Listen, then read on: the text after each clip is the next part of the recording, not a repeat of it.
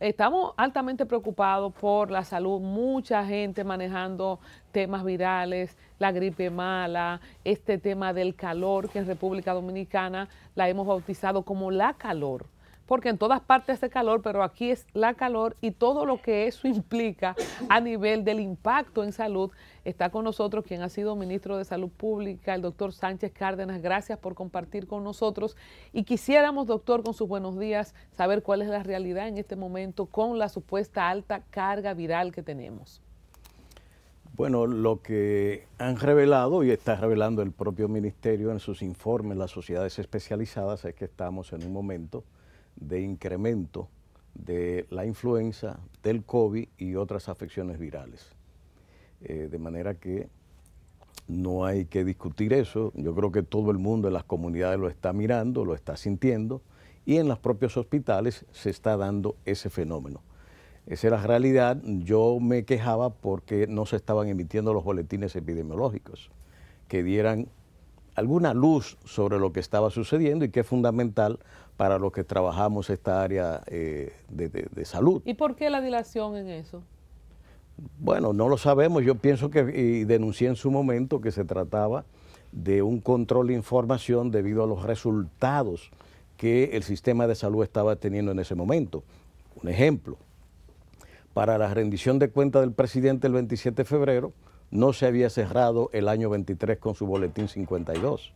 Se emitió el 5 de abril y ya el presidente había hablado. Pero ¿qué aparece el 5 de abril? Que la mortalidad materna había subido. En el discurso presidencial no se habló de la epidemia del año pasado del dengue, que fue la más importante en la historia de esta enfermedad en las zonas tropicales. Y ya este año ya sobrepasamos incluso el año pasado. Pero no se habían... El dengue. Ajá. En las Américas. Pero el Ministerio de Salud Pública, doctor, dice actualmente, y algunos médicos cercanos al ministerio, que el dengue está controlado en la actualidad y que esta es la estadística más baja que registra en los últimos años. ¿Qué usted dice ante eso? Bueno, fíjese las cosas. Ellos dicen eso ahora, pero se pasaron hasta mitad del año sin emitir los boletines.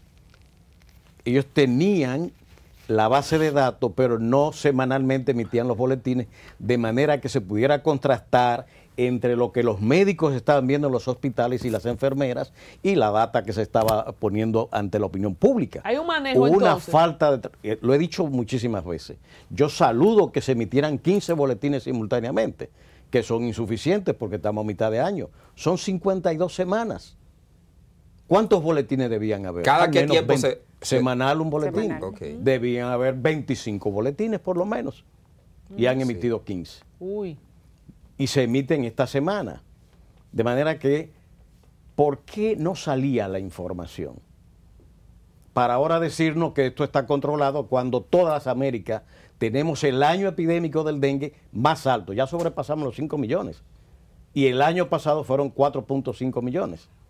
De manera que fíjese usted si aquí hay o no hay. Esta es la excepción dominicana. Doctor, por primera vez.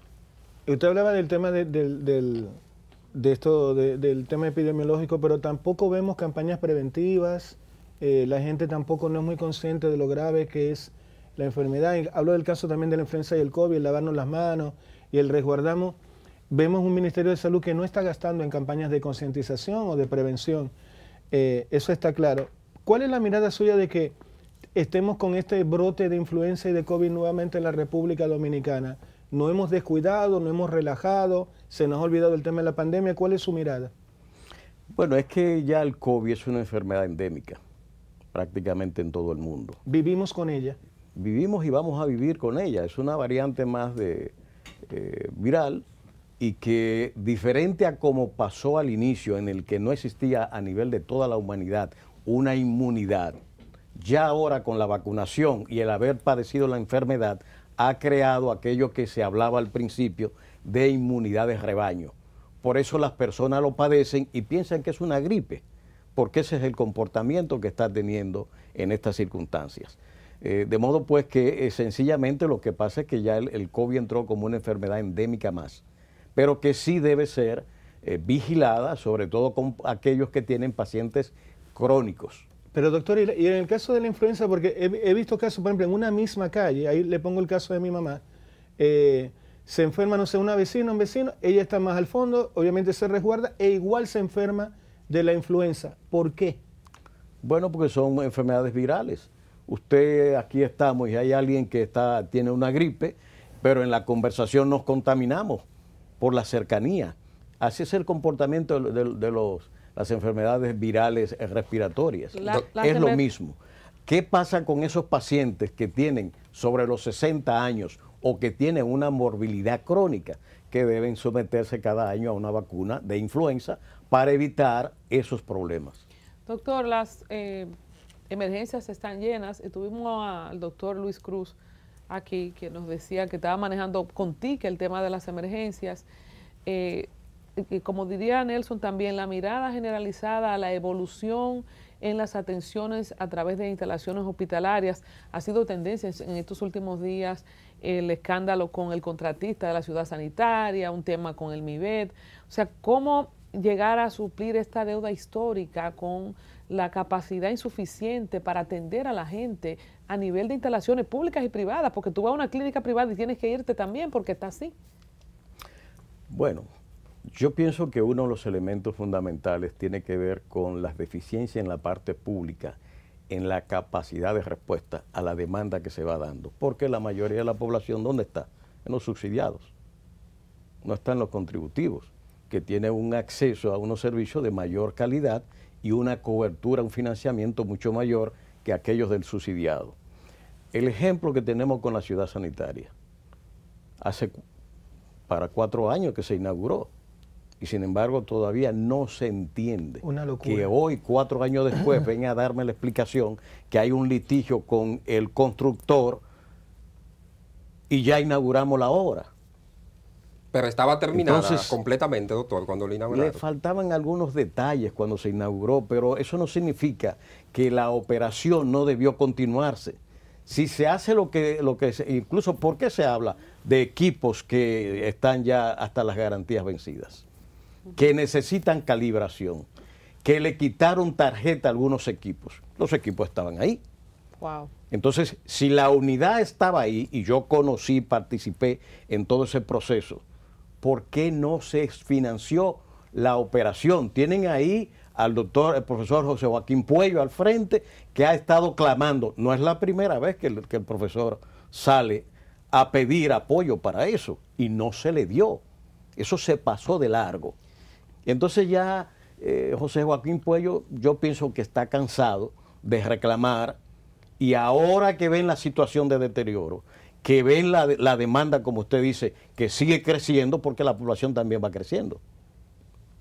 Entonces, a mayor población, una debilidad en manejar este tipo de nuevas provisiones y ofertas de salud que no se ponen en operación, y otra cosa más, los problemas estructurales. Yo pensaba, como lo establece el plan de gobierno del pasado cuatrenio, o este que está venciendo ahora el 16 de agosto, que la atención primaria iba a tener una atención especial, como ellos dicen ahí, en ese programa de gobierno. Ellos ganaron con un programa de gobierno que dice que se iba a llevar a 4% la inversión de salud para equipararnos con los países de América Latina y el Caribe. ¿Y de cuánto es?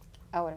Igualito que como los recibieron, y es más, bajó. Bajó. Incluso le quitaron al presupuesto, acuérdense, unas partidas y la pasaron para otro lado. Y hay un detalle también de esto.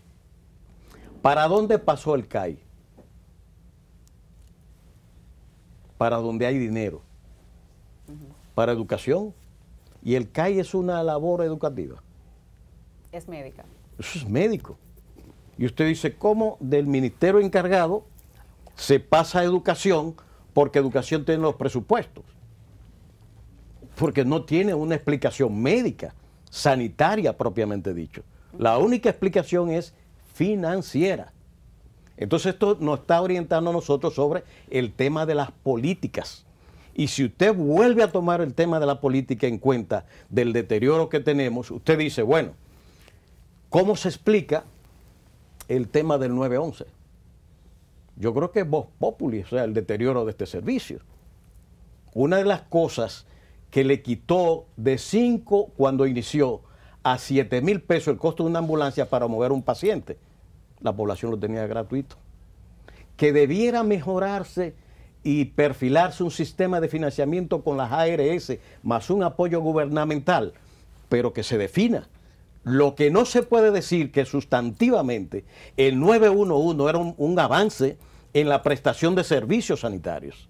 Y eso está clarísimo. La política de sangre nacional para la que se crea el Hemocentro Nacional.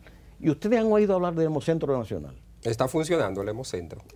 Usted está reflejando que ni usted sabe qué está pasando con el Hemocentro Nacional, que debió ser el regulador de la política de sangre. Y usted sabe uno de los objetivos principales de esa institución. Promover la modificación de la cultura de donación gratuita de sangre en la población nacional. Solo Lorenzo Solano está haciendo eso, con la Fundación Lazo y las redes donantes. Una política desde fuera del regulador y quien debía dirigir esa política. Ese hemocentro se hizo bajo el modelo catalán, uno de los modelos más exitosos. España es líder a nivel mundial en donación de sangre. Tal cual. Y esas instituciones juegan unos papeles estelares que no solamente son colectores y promotores de la donación y procesamiento y puesta ante los prestadores de salud de la sangre, también de la leche materna. Ese Hemocentro catalán también recibe, procesa y pone a disposición de las áreas neonatales la leche materna donada. Hay algo particular, doctor, que usted tocó. La ley 0112, que contempla lo que era un proyecto cada 5 años para lo que es o era el aumento del presupuesto de salud basado en lo que es el Producto Interno Bruto de cada país, se había acordado que para el 20 el presupuesto de salud debió de haber estado en un 4%, para el 25 en un 4.5% y para el 2030, por supuesto, en un 5%, basado en lo que más que nada la utilidad y las necesidades establecidas. Cuando usted habla de que estaba la expectativa de que funcionara todo un sistema de atención primaria y demás, nos damos cuenta, bueno, que a nivel de salud nos hemos quedado un poco corto ahí. Pero yo quisiera traer a colación algo que usted habló respecto a las estadísticas y quise hacer ese preámbulo con relación al presupuesto de salud porque actualmente lo tenemos en 1.9, casi un 2% y está en reducción. La gente cuando ve el presupuesto del año 22, 23 y 24 dice, pero lo han aumentado. Lo que pasa es que el Producto Interno Bruto también ha aumentado. Entonces, no es proporcional ese famoso aumento. Porcentualmente no es, lo que está haciendo es disminuyendo. Disminuyendo. Entonces, yo quiero a usted preguntarle. Durante su gestión, que usted estuvo en el Ministerio de Salud desde el 18 hasta el 20, y que por supuesto hay unas políticas públicas y universales establecidas, aquí hay un presupuesto amplísimo para lo que es el tema del dengue, ¿verdad que sí? Y si tomamos números del año pasado, nada más nos dimos cuenta, todas las vidas son valiosas, que fallecieron más de 25,000 casos y fallecieron 53 personas. Pero nosotros estamos frente a una epidemia que es el tema de los suicidios en República Dominicana. Y una de mis grandes quejas ha sido que se quejan en el Servicio Nacional de Salud de que el Ministerio de Salud Pública no crea las políticas pertinentes para establecer y hacer valer todo lo que tiene en ese contexto. Y yo le pregunto, porque en su gestión igual, o sea, no hubo esa cobertura que pudiera ser lo suficientemente contundente. ¿Por qué? Porque tenemos unas estadísticas que el año pasado fueron 669 suicidios versus 53 personas que fallecieron por dengue. Entonces, ¿por qué no tener como ministerio un presupuesto establecido y unas políticas establecidas para todo lo que tenga que ver con salud mental? Bueno, de salud mental, fíjese que nosotros sí dejamos los primeros diseños para eso, de salud mental. Nosotros establecimos las unidades de atención en crisis. Nosotros establecimos el hospital del día. La provisión de los medicamentos a los enfermos que tienen uso continuo. La pandemia trastocó todo, eso hay que decirlo, y eso no tiene que ver con el anterior ni el nuevo gobierno, sino una situación de crisis que afectó todos los programas. Yo le pongo un ejemplo. En el año 19 iniciamos el programa de contención de la mortalidad materna. Bajamos de 109 por 100.000 nacidos a 94 los datos. Es decir, 15 puntos en un año mediante un nuevo programa que incluía el acompañamiento de un promotor por cada 15 embarazadas en toda la zona norte y algunas provincias, que junto a la pastoral de las iglesias y los comunitarios pudimos lograr ese gran avance dirigido al cumplimiento de los ODS. Llega la pandemia y se interrumpe el programa. Y ahora lo que estamos viendo es que al abandonar el programa, en vez de retomarlo, esos promotores fueron abandonados y ya estamos de nuevo en la escalada. Es más, el año pasado cerramos con 127 por 100.000. Fíjese usted el tema de la continuidad de la política pública. En el caso del dengue, es un caso en las estadísticas. Cuando yo salí, el boletín 52 del 19 establecía un número de fallecidos que posteriormente fue cambiado. Y yo tengo los boletines. Ahora resulta que murieron 53 nada más, y cuando usted va para atrás y revisa históricamente el comportamiento, se da cuenta que aquí se está pasando a otros renglones las muertes y no se achacaban a la razón que fue denunciada en un artículo que escribió Altagracia Ortiz en el Hoy, sobre el número de casos que terminó en 128, casi 129.000, cuando ellos estaban hablando de que estaba controlado. Acuérdense que el año pasado se creó un gabinete de dengue, en un momento en el cual se dijo en la semanal de ese lunes que todo estaba bajo control, y las denuncias terminaron que el jueves se crea el gabinete para el dengue. Es muy parecido a lo que está ocurriendo ahora. En las mismas estadísticas publicadas por el Ministerio y otras por la OMS, el Ministerio para la semana 13 decía que habían 6.400 casos. Sin embargo, la OMS, la Organización Mundial de la Salud, dice que hay 6.964. O sea, hay una disparidad con relación a los casos, pero en realidad yo todavía estoy un poco corta con la respuesta de dónde está la intervención del Ministerio de Salud en el presupuesto de salud mental. Porque no hemos pasado durante décadas del 0.6 al 0.7, cuando sabemos que le tocaba el 3%. Hay dos cosas que es la que quiero decirle. Uno es la formulación de la política, claro, y la implementación de la política, claro, en la cual se va la mayoría del dinero y el presupuesto que se hace. Cuando yo estuve ahí, el doctor Sarraceno vino aquí por lo menos 3 veces para trabajar el tema de atención primaria en salud mental, y que esto se implementara en el primer nivel y las unidades de atención primaria. Nosotros quedamos en esa fase, y en la formalización de las unidades que describí anteriormente. Ahí no es que esté el dinero presupuestario, es en el ejercicio de aplicación de la política donde está el dinero, y que por tanto debía conducir a una elevación progresiva de la inversión en salud mental. Eso es lo que yo entiendo. Yo duré 2 años y 3 meses en el ministerio, y no tuve el tiempo para que se produjera ese flujo al que usted está reclamando. Lo que sí recuerdo es que sí se estableció la provisión de los medicamentos vía Promese para los pacientes que necesitaban el medicamento. Y el Moscoso Puello fue un ejemplo, igual que... El Hospital Gautier yo lo dirigía para ese entonces. Yo dirigí el Departamento de Salud Mental, y esos protocolos que usted dice que se implementaron, yo participé en la elaboración de ellos. Correcto. Y por eso es que le doy toda la razón cuando usted dice que ustedes son el órgano gestor, pero asimismo el que también puede tener la iniciativa de incentivar de que eso se cumpla. Sin embargo, el no darle continuidad, yo siempre he dicho que el tema de salud debe de ser un tema de Estado, no de gobierno, porque al final son personas los que están siendo afectadas. Estamos de acuerdo en que la continuidad de Estado es fundamental. Si no hay continuidad de Estado, y es uno de los grandes problemas, la disrupción que se produce en las políticas públicas, uno de los mayores problemas. Y si quiero un ejemplo que le puedo poner, el caso del Hemocentro que yo le decía, el personal con que eso empezó fue a Barcelona, al Hemocentro de Barcelona, a formarse.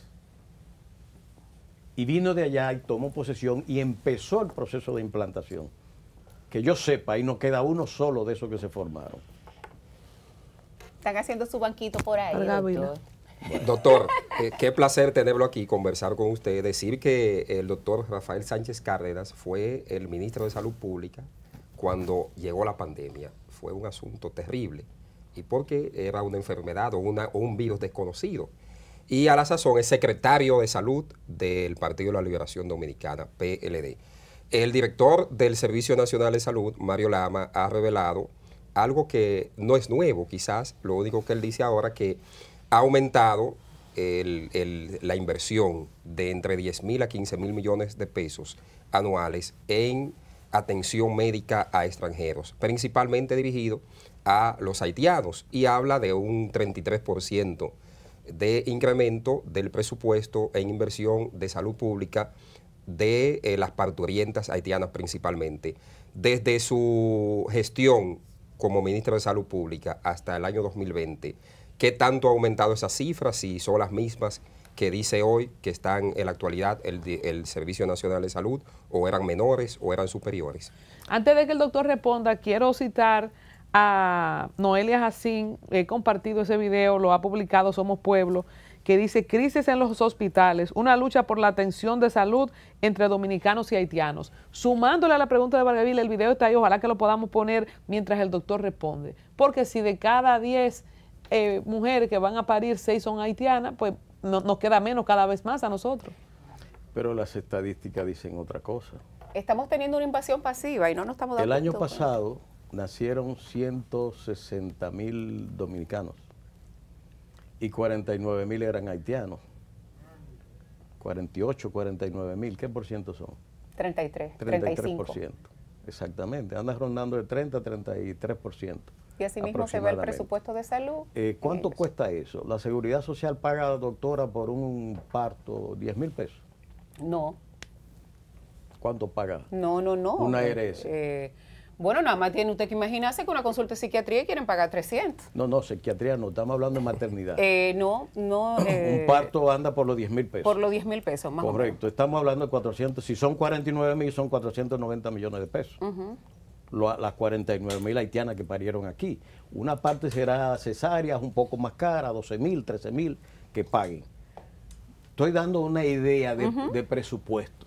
Mucho. Si seguimos la tasa que paga una ARS por un parto, entonces estamos hablando de unos 500 millones de pesos por la atención de maternidad, más los politraumatismos, gente que trabaja en agricultura, gente que trabaja en construcción, que están expuestos a eso, son costos adicionales. Están hablando de 15.000 millones. De 10.000 a 15.000. Es decir, él daba esa cifra. Yo no quiero meterme en el hecho de cuestionar eso porque yo no tengo en la mano el dato.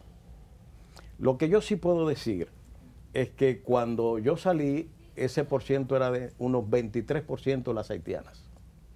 Y ahora se está hablando de 33, 35%.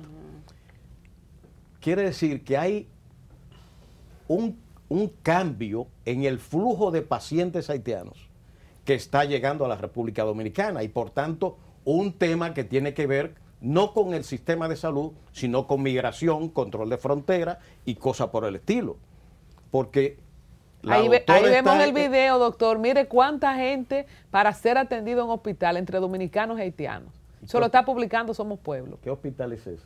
No detalla, pero solamente habla de la lucha de dominicanos y haitianos por recibir atención en hospitales públicos. Dice el gobierno, doctor, a propósito de eso, que la inmigración ha disminuido o el combate se está persiguiendo de manera más eficiente y más eficaz la inmigración irregular hacia territorio dominicano. Bueno, pueden decir lo que quieran. A la vista de todo el mundo, no hay plaza, ya hasta las tiendas, calles, lugares de trabajo donde usted la cantidad de haitianos que ve es mucho mayor. Restaurante de lujo, hay gimnasios de todo y clubes. porque hay clase media haitiana que ya no solamente viene, sino que vive. Pero eso está legal. De manera, y la mayoría. si es legal no hay problema. Sí. Yo con eso no tengo ningún inconveniente. Lo que quiero decir Ahora es de que hay mucho, hay mucho. de que hay muchos haitianos. Entonces, si la política de migración es tan efectiva y hubo una denuncia del número de visas excesiva porque estaban vinculadas a ingresos que reciben los cónsules. De manera que esto es bien complejo. Lo que yo en la visión del tema migratorio también quiero y siempre he puesto de cara también el otro lado de la moneda. ¿Cuánto es el aporte de la mano de obra haitiana al desarrollo capitalista dominicano? Por ejemplo, en la construcción. Esa ciudad de Torres que estamos mirando acá y que estamos mirando en otras ciudades como Santiago, etcétera, ¿con qué mano de obra se hace? Mano de obra haitiana. Y la producción agrícola, ¿cuál es la mano de obra preponderante? Haitiana también. Es decir, busque las áreas y ahí hay un aporte, como en California, que no me digan que esa riqueza que se genera en la agricultura californiana, no hay aporte de mexicanos y de otros migrantes centroamericanos a la riqueza que allí se genera en ese granero mundial que es Estados Unidos. Entonces aquí hay un balance que hay que ver. El balance comercial entre República Dominicana y Haití, ¿a quién favorece? El intercambio desigual. Recuerdo en la universidad un famoso libro, el doctor Andújar debe recordarlo, del intercambio desigual de Samir Amin, que hablaba de precisamente entre países desarrollados y países más atrasados, cómo las materias primas se compraban baratas y sin embargo los productos ya industrializados, incluso el mismo chocolate suizo cuando llega aquí, es mucho más caro que lo que se paga por el cacao que se compra para producir el bien final. Así es. Aquí hay que ver, y yo lo que tengo temor es a esta ola mundial antimigración que hay, que no se vea objetivamente los motivos que están motivando. Cuando los dominicanos se iban en Yola a Puerto Rico, se iban a Venezuela, se van a Estados Unidos y ahora la vuelta, como le dicen, por Guatemala hacia la frontera mexicana, están expresando una ruptura con la propia sociedad en busca de oportunidades. Y los haitianos no son una excepción. Que las políticas migratorias tienen que implicar mejores controles, pero que no tratemos de confundir y empezar a insuflar en el alma nacional aquello que los grupos conservadores han estado manejando de xenofobia y cosas por el estilo, porque eso no nos hace bien. Bueno. Resolvamos el problema migratorio, busquemos un enfoque de políticas de relación con Haití diferente que nos permita a nosotros tener un servicio de salud para los dominicanos más adecuada, porque siguiendo con la misma cosa, si tenemos un 49,000 de las haitianas y la mortalidad materna es tan alta, pero 75% de las muertas son dominicanas, ¿por qué es alta también con las dominicanas? Ah, porque las haitianas están ahí. No, la razón de que ellas mueran las haitianas es la misma por la que mueren las dominicanas. Entonces hay un problema estructural más profundo que hay que trabajar para poder resolver ese problema. Igual digo con la mortalidad infantil y la mortalidad neonatal. O sea, yo creo que uno de los efectos de la prevención que logramos en el 19 con el uso de los promotores acompañando cada uno a 15 embarazadas para su educación, para su acompañamiento para las citas que tenían que tener mensual, para el parto y desde el posparto, fue parte de ese enfoque no clínico puro, sino socioeconómico y educativo que ayudó a que esas mujeres no entraran en hipertensión gravídica o que posteriormente cuando se presentaban las hemorragias pudieran tener una puerta abierta a tiempo en los hospitales.